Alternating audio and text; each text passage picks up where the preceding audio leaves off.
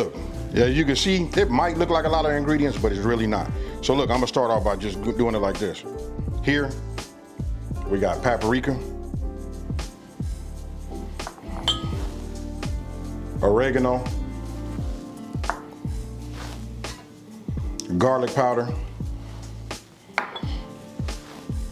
and a little cayenne pepper, right? These are gonna be our dry ingredients along with the salt. You know, you guys been watching me, you know I like that kosher salt. This is free, you know, ground peppercorns, right? I'm gonna grind them down anyway, but these happen to be smoked. Okay, that takes care of the dry ingredients, and all of that's gonna go in here, and this is just this is just 2 cups of all-purpose flour. Now, to transition into, we're gonna make a wet batter. We got 1.5 cups. This is 1.5 cups of milk, and that's gonna be mixed along with these 2 eggs right here. We're gonna whisk those together, you know, with this whisk.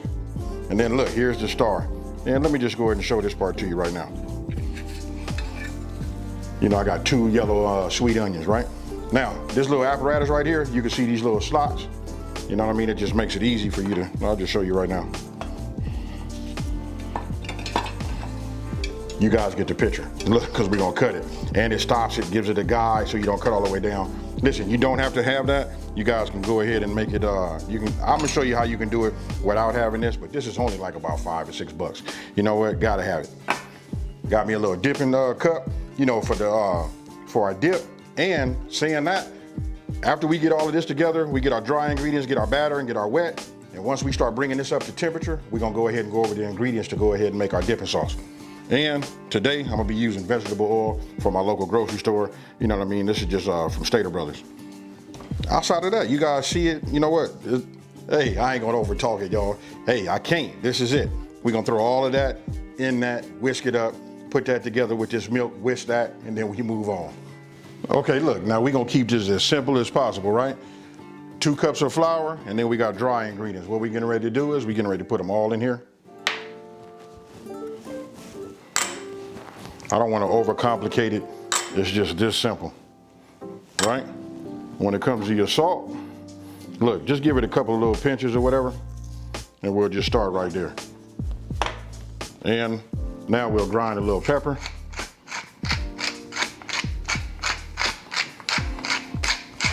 I can just tell you this, when you put this in here, listen, it's gonna give off an aroma. That right there is gonna ensure that you're gonna have a great product. And when I tell you, I mean, it's gonna be good and delicious, trust me when I tell you that. Now, get yourself your whisk. You gotta season your flour. I mean, this right here, if you guys know, if you wanna know why some chicken tastes better than some other people, listen, it's all in the marinade, and then if you fry it, you know it's all in that flour, you know? And saying that, you season the flour and you season your meat. So, you can see it's got that little tint of color. I can see the specks right here. I hope you guys can see it. You can see the specks from the oregano and the fresh ground pepper. So you know this is gonna be right? So we'll set this off. Let me rinse this off, and then we're gonna go ahead and get our wet batter together. Okay, now what I wanna do is I wanna go ahead and just crack my eggs.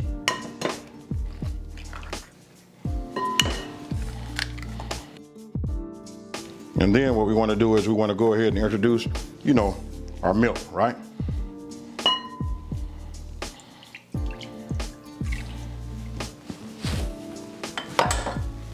Now, I'm gonna just say this, you guys. Hey, for all the new people that's learning how to cook, you know what I mean, and you know, enjoying this, listen, what makes it not a chore is when you have a little downtime, first thing you do is you set yourself up with some dishwater. You gotta wash your dishes as you cook. When you do that, nothing sticks, you get them clean, and you got less of a chore, you know, when it's all over with. Now, just go ahead and give this a little mix. And we good, we got 2 stations. Let me set this over here. So now you guys can see, look, we got dry, wet, dry, and then fry. Okay, now, first thing you wanna do is, you wanna go ahead and grab your onion. I take the bottom of the onion, right? And then, listen, make sure you guys got a sharp knife.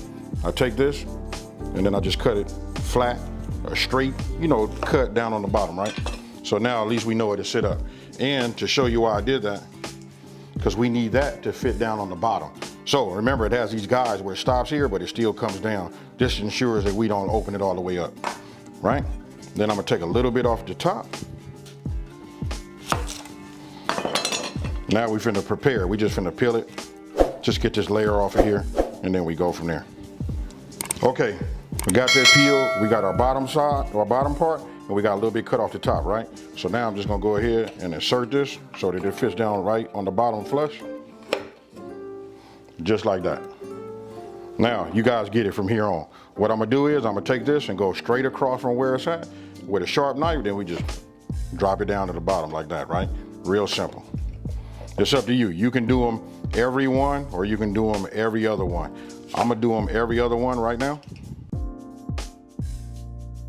And we're just gonna repeat this process until we come back around to the beginning. And so when you get done, it'll look like this. So now we'll just take it out. And what we'll do is we'll just take our fingers, you know, and we'll just start getting it to like peel them back. You don't want to pull them all the way back because you don't want them to break, right? You just keep doing this and you just keep feathering them. They'll start relaxing and then you go from there. But right now you can see that it's a bloom, right? Real easy. Then if you got any little pieces like this in the middle, go ahead and just take those out, no problem. Because we're gonna core it at the end anyway.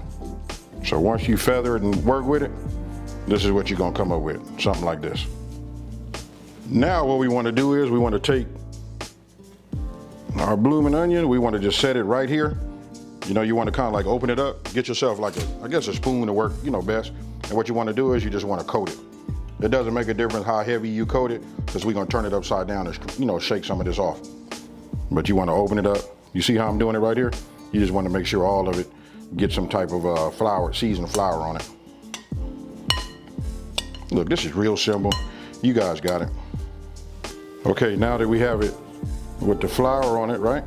We're just gonna hold it upside down. You wanna make sure you know, handle it delicately. And we just shake it like this. Now, once you got all of your excess, you know, flour, you know, shaken out, it should look like that. Then what you wanna do is, which I probably should have did in the very beginning, is have both my stations, right, you know, side by side. So what I'm gonna do is I'm gonna dunk it upside down first. And then you wanna get yourself a spoon and you just wanna like splash it on there. You just wanna make sure it gets in the grooves, you know, but it doesn't make a difference if it's not fully coated, because we're gonna flip it over and then we're gonna insert it right, you know, right side up. And then right here, what I do is I just go ahead and like make it bloom right there in the egg wash, and I use that spoon and I just go ahead and get it everywhere. Now, when you put that egg wash on there, that's like the binder, right? So now you wanna drip the excess, you know, wash off, and then we go back into the flour. Then we bloom it there. You guys get the picture. And then once it's bloomed, then we got that binder on there, that egg wash, right? Then you go ahead and get yourself a clean spoon. And then what you wanna do is you wanna take your flour and then just start splashing it, you know, completely all over it. It doesn't make a difference how much you put in there, how thick it is, because listen, we're gonna shake it and get some of that excess off too. But that's how it should look, like that. Then you wanna, you know, turn it upside down and then shake off the rest of the flour. And what we're gonna do is we're just gonna make sure we shake it, get any excess off of it. Then I'm gonna set it back down here. And as you can see right now, you can almost just see how it's gonna be once we go ahead and deep fry it, right? But we got another step. I'm gonna put it on a plate, we're gonna put it in the freezer, and we're gonna freeze it for about, I guess about 45 minutes. I usually do anywhere between 30 to an hour. We'll just do 45 today. We hit it right in the middle. Now, once you get that into the freezer, what you wanna do is we're getting ready to make our dipping sauce, right? So you can see that's the mayonnaise, then we got horseradish. I like that horseradish right there because listen, it's like real smooth and creamy. Now, right here, if you guys been following me, you know I say that Heinz is like the best ketchup on the planet. Listen, I think Heinz works best with this. It'll give you that flavor that you're looking for. And that is your paprika, garlic powder, oregano, and salt. And that's a quarter of a teaspoon each. And then right here, we got fresh ground black pepper. Look, I put to taste, but it's up to you. You can just put like, you know, a couple of little churns and, you know, grinds in it. Now, having the right tools, right? You want to get yourself a spatula. That's the only way you're going to get all of your ingredients if you measure it out exactly a half a cup. So you want to put that in there, and then really, when I say it's no over talking, just once you got all your ingredients measured out, it's just dump them all in there, and then all you got to do is mix them together. And then once you start mixing them, you guys will be able to see it's starting to become what we're more familiar with, you know, as far as the color go, and then you can smell it. And I gotta tell you this, you guys, listen, if you're looking for a great burger sauce, this right here is it. You can put a little dill or sweet relish inside of that, and I can tell you that right there is that fire. And now I'm just showing you the texture, you know what I mean? Hey, it's nice. You go ahead and taste it, and then you adjust your salt and pepper from here. Okay, it's been what, about 50 minutes actually. Okay, we got this out. Now, let me go ahead and check my temperature. My temperature reads 350 degrees. It's like just maybe a degree under. That's close enough. So what we're gonna do is, now I'm gonna take this and I'm gonna put it in upside down, right? That means the blooming part, we want that upside down, and then we're gonna put it in there and we're gonna leave it in there for maybe about a minute or two. Now you wanna be careful because we're inserting, something into some hot grease, right? So you wanna put it in upside down and be gentle with it. I'm telling you guys, listen, you don't want it to come apart on you. Now we only gonna cook it for about 2 minutes upside down, right? After that, what you're seeing me do is, then listen, you wanna flip it over.